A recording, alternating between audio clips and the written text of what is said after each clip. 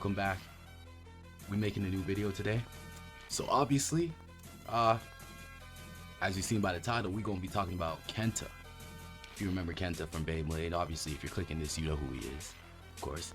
But yeah, I mean, I'll be honest, I mean, he's not my favorite character of all time. I mean, if you know me, mine is obviously the GOAT, Ryuga, my GOAT, you know, my glorious king, you know what I'm saying? You know what I'm saying? Just like everybody has their GOATs in, you know, anime TV shows, everybody has their GOATs, you know. You have Jaden Shiba from Power Rangers, you have so many. You have Vegeta, I mean, I don't know. Vegeta over Goku, I don't know. You have Sonic, you have Shadow, there's so many.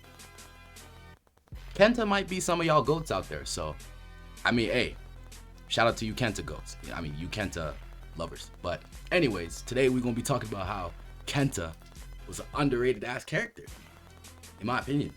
I feel he was an underrated ass character, in my opinion. But there's a lot of points, and I feel like I'll just mention some of the key parts about his character that, in my opinion, makes him underrated. So, I don't know. Let's get right into it. You know, so first, Kenta obviously started off in the beginning of Metal Fusion. He's the first character we saw, you know what I'm saying? He's the first character we saw. You know, he has Flame Saggitario, which I have right here, if you can see. Yeah, focused. His Flame Saggitario. Yeah. C145S. So you have the claw, track, and the smart sharp tip. IRL, it's like okay, but you know, Flame Libra is better, but I might be biased. But yeah. So obviously you see Kenta, he's the first character you see in the first episode. And you know, he's pretty cool. I would say, like, if you're first watching Metal Fight, if you never watched it, you would think that, oh, hey, he's about to be like the main character. Cause I mean, you see Jinga, but he doesn't even speak yet. Like, you know what I'm saying? So, you know, Kenta, he starts off as like a smaller, not a smaller character, but I mean smaller in terms of his like personality. Like I wouldn't say small, but I would say he's a joyful kid. He has big dreams. You know, he wants to become a strong blader with his base Saggitario. He has two of his friends, Osamu and Takashi. You know what I'm saying? Till he kind of ditched them to fuck with Jinga, but that's, you know, he did kind of ditch them. I'm gonna be honest. But I mean, they were kind of losers anyways. Okay, that's me. That might be me. But I don't know. I'm joking though. I'm playing. But yeah. So of course, you have that beginning part, right? Kenta runs into Benkei and the Face Hunters. You know, I don't really gotta summarize that, but Kenta kind of starts off as a character that's kind of, you know, he's a young kid. You know, he's not really fully confident in his abilities yet. I could say as he meets Jinga, he starts to, you know, get better. You know, he takes Jinga as like inspiration. Jinga is almost like an older brother to him. I feel like that's their relationship. Like Jinga is almost like an older brother, you know what I'm saying? He really looks up to Jinga as a person, which is why, I mean, he's always around him, you know. And there was even one episode where he wanted Jinga to coach him, and Jinga's like, bro, what? But yeah. So of course there's that. I also think Kenta had some good moments because even though he's a kid and you might think he's young, Kenta cares about his friends and he cares about Jinga. He cares about his friends.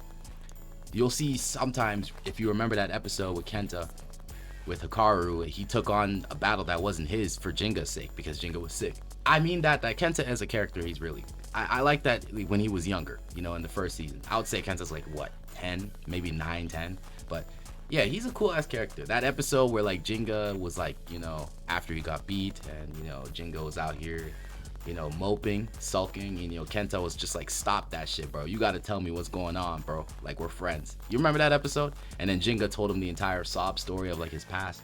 You know, that's peak development and peak friendship, in my opinion. But I mean, we should also talk about the battles. I feel like the battles are pretty, you know, they're pretty key, in my opinion.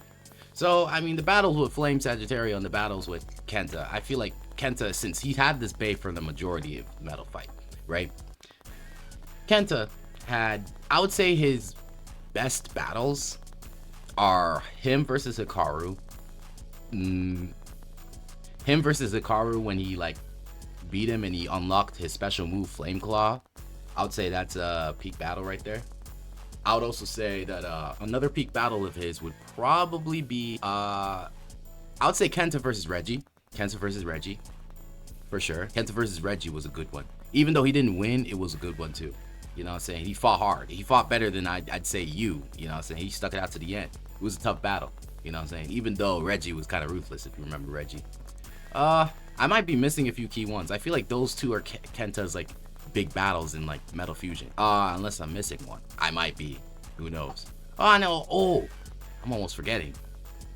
Kenta with Sora. That one character with Cyber Pegasus. I have Cyber Pegasus. But yeah, that was a little cute arc. You know, Kenta actually, like, he felt like he was like a group leader. It was nice. You know what I'm saying? That was nice too. But yeah, I'd say Metal Fusion Kenta was kind of just pretty solid. I mean, he wasn't the greatest character of all time. He didn't have the best battles and development, but I would say Metal Fusion is like a good start. You know, he was just starting off with Jinga and his friends, so I feel like it's cool. But in Metal Masters, moving on to Metal Masters, he didn't really have much involvement. I mean, towards the beginning, you know, he was with Jinga, still hanging around Jinga. He went with Jinga to go get his Bay, you know, Galaxy, you know, and he didn't really have many battles, I would say. I mean, he had this one battle with Jinga, and then the qualifiers happened, and that one battle with Jinga was like, they didn't even show it. It was like a picture, but yeah. Then you have the qualifiers started, and the only notable Kenta battle was when he fought Masamune, which he lost. But I guess it's Masamune, but even so, Masamune isn't that strong. But that only just shows that Kenta still isn't even that strong yet, considering he loses to somebody like Masamune, right? But I do feel what's cool is that Kenta was still supportive, bro. He was never angry at losing. He was never angry at his results. He always kept it real, if I'm being honest. Fought Masamune, he didn't even make it to the World Championships, but he's like, I'm satisfied, you know, I'm satisfied with what I got. So yeah, right? In Masters, I don't think he had any other specific battles except that battle where they had the Battle Royal with Wang Hu Zhang to decide who was the replacement Gang Gang Galaxy member, but nobody clearly won that. And then he was at the end when they were all going to Hades City, but he didn't go off with Jinga and stuff. So Kenta was more so a side character in Metal Masters, which is fine. I mean, it's fine, right? I would say it's fine, because I don't know. Metal Masters was a season where they had to add more characters to, you know, the plot, because the World Championship. So it makes sense. But then we have peak. We have utter peak, at least towards the end. But we have peak, which is in Kenta in Metal Fury. This is where Kenta starts to go crazy. This is where it shows his underrated capabilities, in my opinion. And I'm not the biggest Kenta fan, but man, first off, you have Flash Saggitario, which I have right here. You know, you got Flash.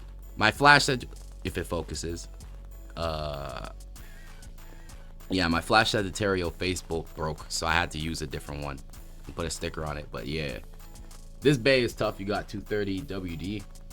Good combo for a tall Bay. I would say the Fusion Wheel is also really like, really good for like combos back in the day, you know, because of the oval shape. Stamina mode, I don't know, is good, but Flash Saggitario is an upgrade as a Bay. But now you have Kenta in Fury. Woo! Now, I'm gonna be honest. It's a real change. I mean, we start off with Kenta still hanging around Jinga at the beginning. You know, he's still his usual Kenta, kind of like how he was in Masters at the beginning. But like, you can tell like he seems a bit older now, like just a bit.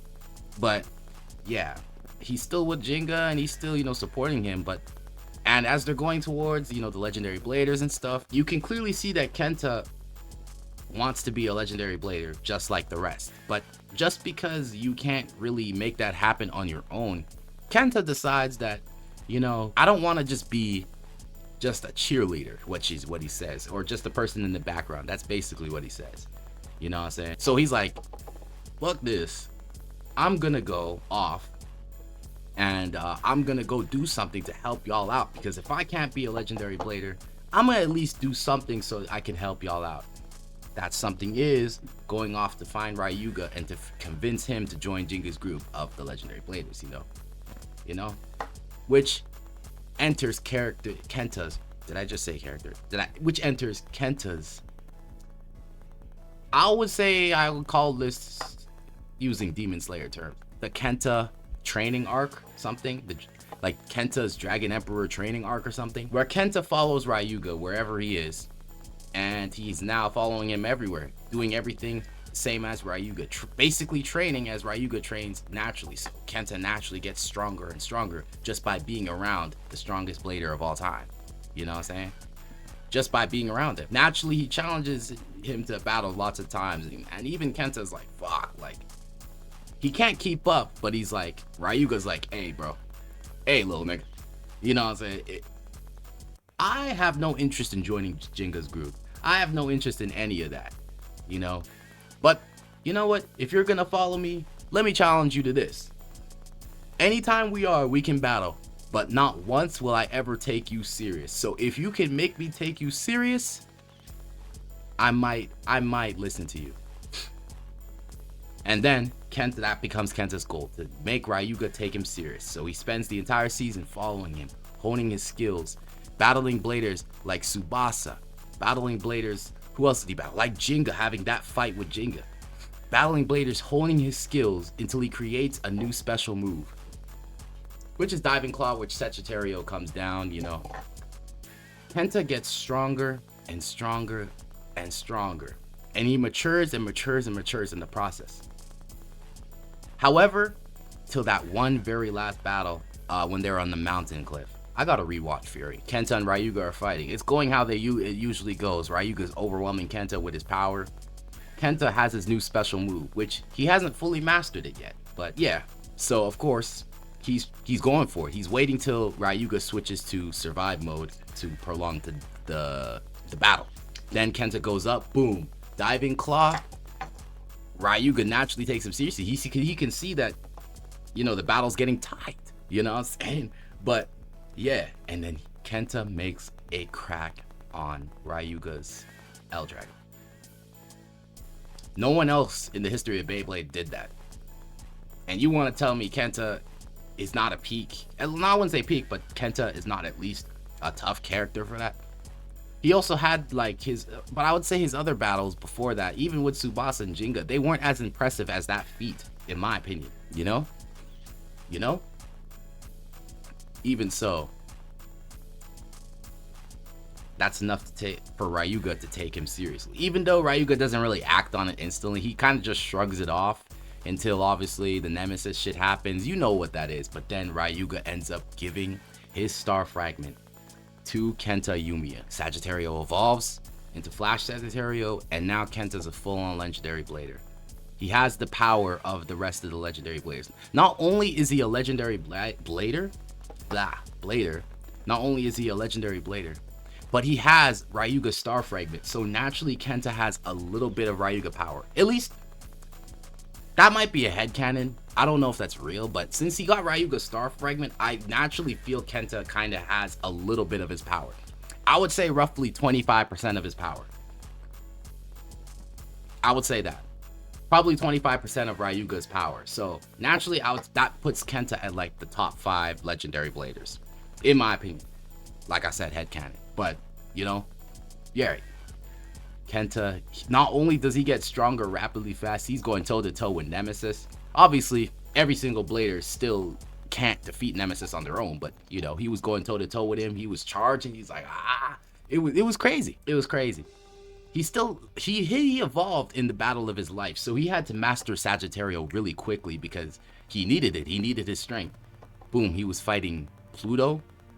Had Diving Arrow, his new special move, which I really like. It almost makes me wish that Fury was longer if they finished the episodes, because man, I would want to see like Flash Saggitario in a tournament or something. That would have been cool, right?